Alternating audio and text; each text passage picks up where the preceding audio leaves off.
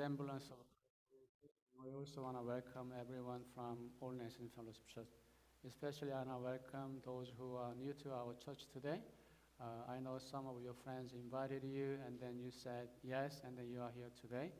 I just want to make sure you don't need to have any pressure. You need to come back again next Sunday. Feel free not to come, but you can come. More than welcome if you want to come.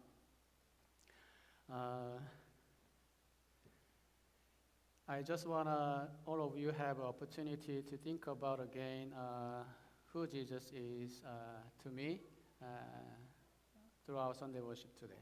That's all I want. So there is no time of commitment or no decision that you need to come to our Sunday worship every week. I was thinking if people ask me who is Jesus, how could I answer to that question? That's what I have been thinking recently. I think there is a very typical answer from all Christians. Jesus died for our sins, and then he was resurrected from the dead after 3 days. And then when we believe in him, we will have eternal life. That's the typical answer that you will hear many times from many other people. But today I want to answer to this question a little differently, who is Jesus? I believe the Win and Jonathan who shared their testimony today, they actually answered to this question through their own life journey. I want to talk about to this question through the story of the Jesus and the Samaritan woman in the Gospel of John in the New Testament. When I say I thirst, I believe that phrase has several meanings. First, it could have a literal meaning. When I say I thirst, I am thirsty, that means I need H2O. So I just need to drink water to prevent dehydration. That's the one meaning of when I say I thirst. Or there is another meaning, symbolic or metaphorical meaning of that phrase. When I say I thirst, that means I have longings or desires for certain things. For example, people might say I thirst for love, or I thirst for forgiveness, or I thirst for compassion and understanding. I thirst for success, or I thirst for compliment and recognition from any other people. I thirst for the fleshly desires of my body, or I thirst for family. All those kind of metaphorical meaning can be expressed when I say I thirst. I am thirsty for so many things. In the conversation between this woman from Samaria and Jesus, we can find these two meanings together. One is very literal, and another one is metaphorical meaning. It is beautifully interwoven in their conversation. That's what we want to talk about today. Jesus decided to travel from the south of the Israel, Judea, and then to the north Galilee. And he decided to pass maybe the middle area of the Samaria. And then Jesus met a woman from that town. The woman came to the well to draw water at noon, 12 o'clock.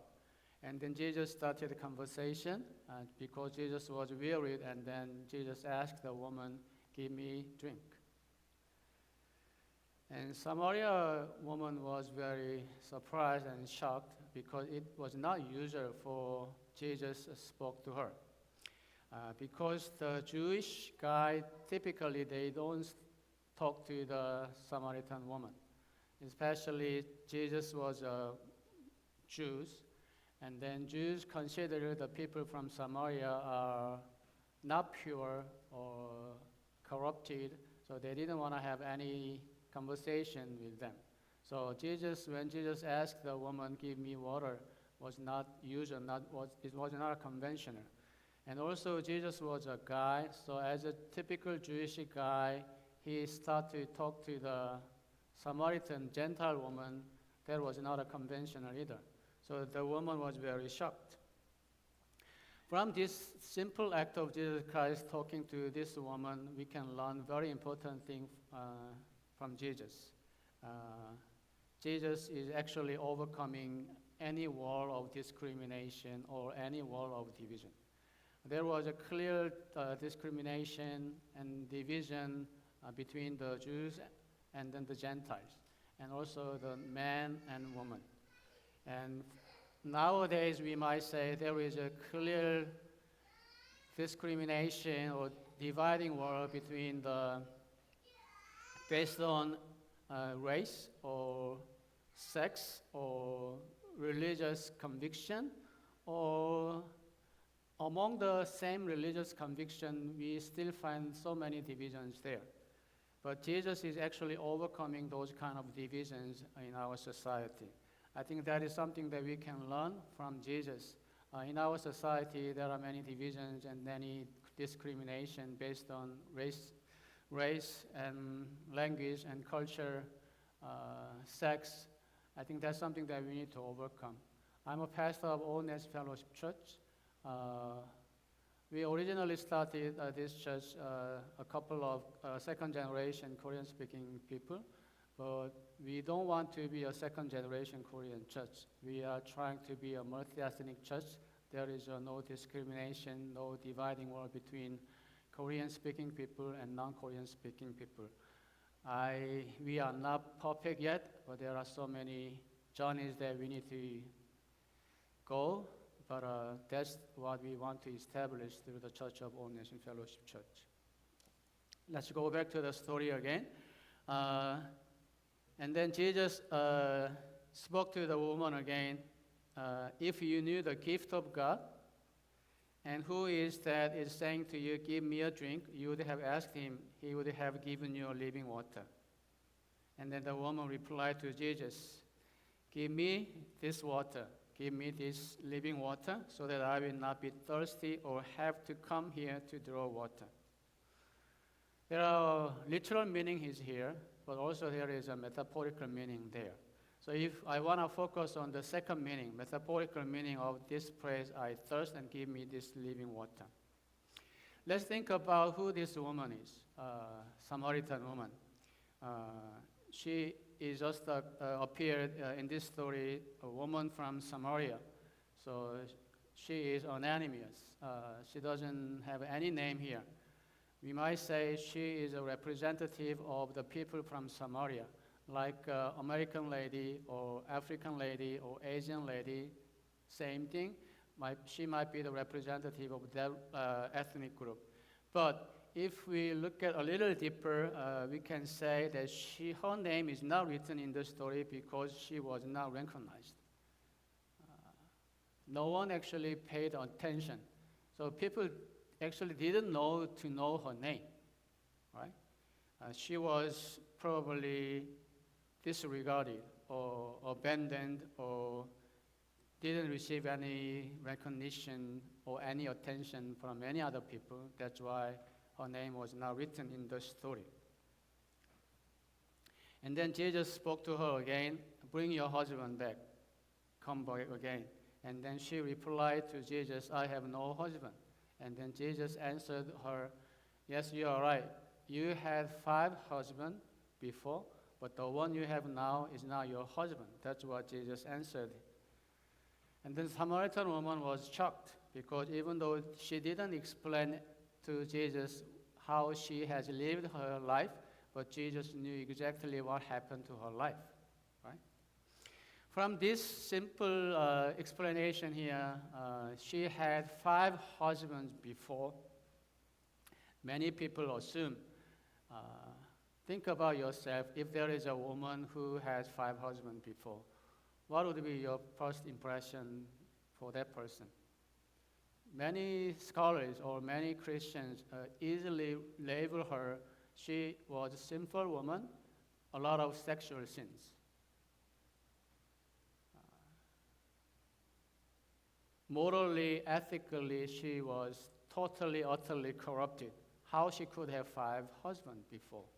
And then the man she lives now is not even her husband. What kind of a life she is living?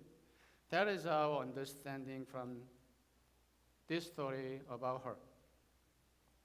But Jesus didn't say anything that she was morally, ethically corrupted, and she was a sinful woman, a lot of sexual sins. There is another story in the Bible when there was a woman caught by adultery. Jesus didn't condemn her. Jesus told her, "I do not condemn you, but don't do this thing again." That's what Jesus did. But in this story, Jesus doesn't try to condemn her or judge her. You are sinful. Let's say if people's assumption is right that this woman was corrupted and bad, and sexually she was made so many sins, then think about her life and what kind of longings and desires and thirst she probably had in her heart. If she lived such a life, simple, I guess she probably had desires and longings deeper in her heart, thirst for forgiveness. Or she might have a thirst for starting a new life in new place no one knows her.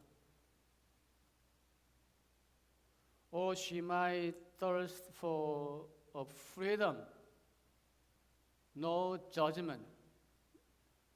She probably wanted to have a life no one actually put fingers on her face. I think that's the thing that we could imagine she might have in her heart if she lived that simple life, right? But I want to see her from different perspective. I don't know whether she was sinful, but the Bible doesn't explain to us that she was sexually sinful. Think about the ancient society, how people marry. Nowadays, people marry, you choose your own husband and wife, right? Sometimes I told people from ANF, what about arrangement marriage? They said, oh, that's heretic. So no one actually want to have an arranged marriage. You fall in love, and then you choose your own husband and wife. That's our current society. But what about ancient society? The time Jesus lived, 2,000 years ago, in Middle East. Most of marriage was arranged by parents, especially by father. The status of a woman was really low, and then they were considered as an asset of the family wealth. That's why the groom's parents had to pay to the bride's family for their future loss of the valuable asset of the family. They had to pay the bride price. Compensation. That's how their marriage was arranged. Then let's imagine, what if this woman was forced to divorce her husband because of her own family's financial gain?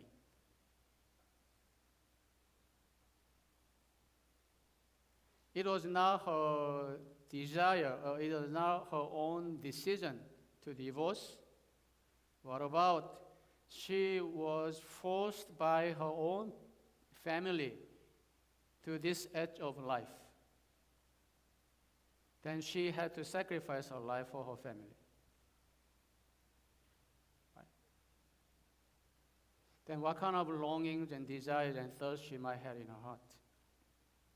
This explanation is persuasive if we look at the ancient document. When they had arranged marriage, usually they paid this bride price not at the time they marry, but at the time they divorce. So, bride's family cannot get the bride price when they marry. They can only get this price when they divorce.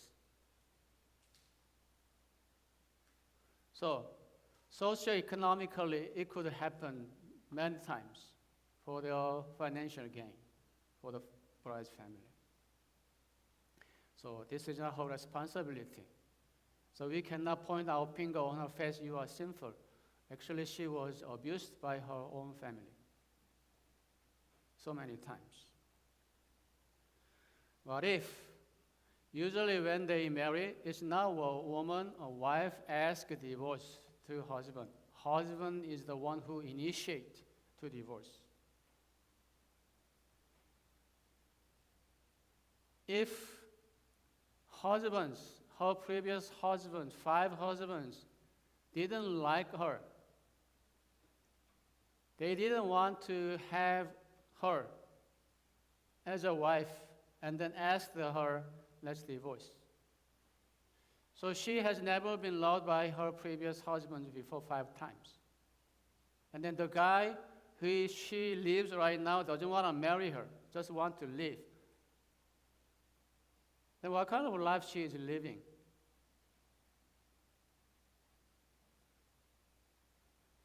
She has never felt loved by anybody. So lonely, so destroyed, abandoned. What kind of desires she would have in her heart? But whether she had a desires or thirst for forgiveness, whether she had a desires for love from her own family members, whether she had a desires for love for anybody, any recognition, she wanted to have a dignity in her life, not controlled by any other people in her life, but I don't think she was able to share what's going on in her heart with anybody. How she could openly say to anybody, oh, this is the life that I have lived so far. Who could understand her pain? Who could understand her loss in her life? I don't think no one could do that. But Jesus came to this town and met her. And then told her, I know, I knew, I know what kind of life you have lived. You don't need to tell me, but I already know. What kind of relief do you think she has received from Jesus when Jesus knew her life? That's our Jesus.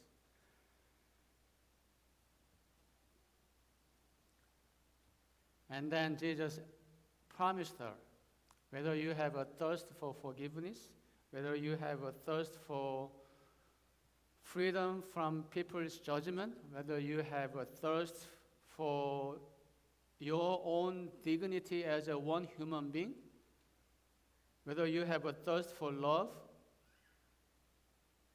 whether you have a thirst for starting a new life, here, I can give you a living water. Then you will never thirst again. That's what Jesus promised her. I believe in our life, there are so many things that we cannot openly share with anybody. No one could fully understand what kind of pains and suffering that we have lived in our life. I can understand. No one can understand. Even our parents cannot understand. Even our close friends cannot understand. Even our shepherds cannot understand. Even our pastors cannot understand. But here is Jesus who understands us. And also he actually provides us living water. You never be thirsty again when you drink it. I want to introduce you today this Jesus to you. I don't know what kind of life you are living at this time. I don't know what kind of pains you have suffered in your life. But why don't you take a step to think about who Jesus to you, who provides us a living water. Just a one step from today.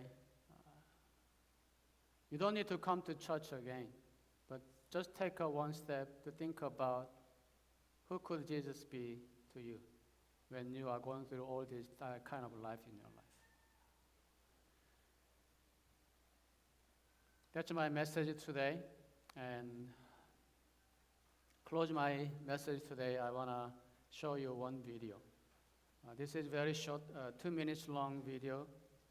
When people ask, what matters to me when Jesus is resurrected? So what? I know Jesus rose from the dead, but I don't know why that is important to me. I think this video could give us that answer. So let's watch this video as the summary of my message.